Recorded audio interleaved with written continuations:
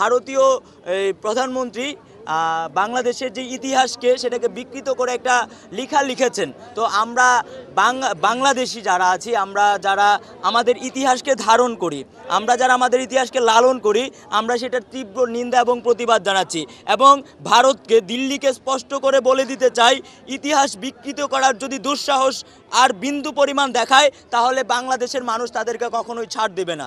বছর শেষের খুশি নগদে হবে বেশি। নগদ পেমেন্টে নির্দিষ্ট ক্যাটাগরির কেনাকাটায় 300 টাকা পর্যন্ত ক্যাশব্যাক।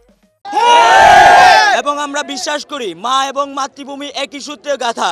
যদি কেউ আমার মাকে টাচ করে, আমার মাতৃভূমিকে টাচ করে, তাহলে আমরা তাদেরকে কখনোই ছাড় দেব না। আমরা পরিষ্কারভাবে বলতে চাই, এতদিন 16টা বছর তারা যেভাবে দিল্লির প্রেসক্রিপশন দিয়ে বাংলাদেশকে চালিয়েছে, এই জুলাই অভ্যুত্থানের পরবর্তী সময়ে সেটা আর সম্ভব নয়। তাই আমরা দেখতে পাচ্ছি তাদের বিভিন্ন ষড়যন্ত্রের ধারাবাহিকতায় এটা এখন বাংলাদেশের ইতিহাসকে বিকৃত করার ষড়যন্ত্রে ঠেকেছে। তাই আমরা পরিষ্কারভাবে বলতে চাই, অস্তিত্বের প্রশ্নে আমরা কখনো এক চুল পরিমাণ ছাড় দিব না ইনশাআল্লাহ। এই ভারতের মোদি এখন বলতেছে সে পাকিস্তানকে তার পরাশক্তি মনে করতে জন্য সে পাকিস্তানের বিপক্ষে গিয়ে বাংলাদেশকে সহযোগিতা করেছে। সে আজকে বলেছে যে আজকে এই বাংলাদেশের বিজয় তাদের বিজয় ছিল, এই বাংলাদেশকে তারা স্বাধীন করে দিয়েছে। কিন্তু না, বাংলাদেশের 30 লক্ষ শহীদ রক্ত দিয়েছে, আমাদের 3 লক্ষ আমাদের মায়েরা বোনেরা সম্ভ্রম হারিয়েছে। সেই জায়গা থেকে ভারত কোন ধৃষ্টতা দেখিয়ে এই বাংলাদেশে বলে যে এই স্বাধীনতা ছিল ভারতের স্বাধীনতা, এই স্বাধীনতা সংগ্রাম ছিল ভারতের স্বাধীনতা, এই মুক্তি ছিল ভারতের মুক্তি? কখনোই না।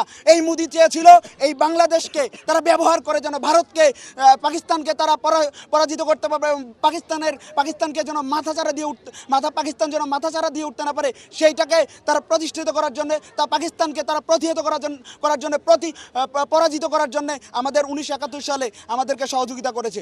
আমরা তাদের সেই সহযোগিতাকে সম্মান জানাই। তবে তারা যে ইন্টেনশন নিয়ে, কারণ ইন্টেনশন ডাজ ম্যাটার, ইন্টেনশন নিয়ে আমাদেরকে সহযোগিতা করেছে সেটা কোশ্চিনকালেই কখনোই ঠিক ছিল না। তাদের পন্থা ভুল ছিল এবং তাদের সহযোগিতার জায়গাটা সঠিক হলেও তাদের চিন্তা চেতনা ভুল ছিল। সেই জায়গা থেকে ভারত আমাদেরকে যেভাবে নিয়ে প্রোপাগান্ডা চালাচ্ছে এবং তাদের একক আধিপত্য বিস্তারের জন্য আমাদেরকে বিগত সময়ে আওয়ামী লীগের মাধ্যমে আমাদের বাংলাদেশকে যেভাবে তাদের এজেন্ডা বাস্তবায়নের জন্য আওয়ামী লীগকে ব্যবহার করেছে, আমরা হুঁশিয়ার করে বলতে চাই, কোনোভাবেই এই বাংলাদেশে ভারতীয় আধিপত্যবাদের যে এজেন্ডা এটাকে বাস্তবায়ন করতে দেওয়া হবে না।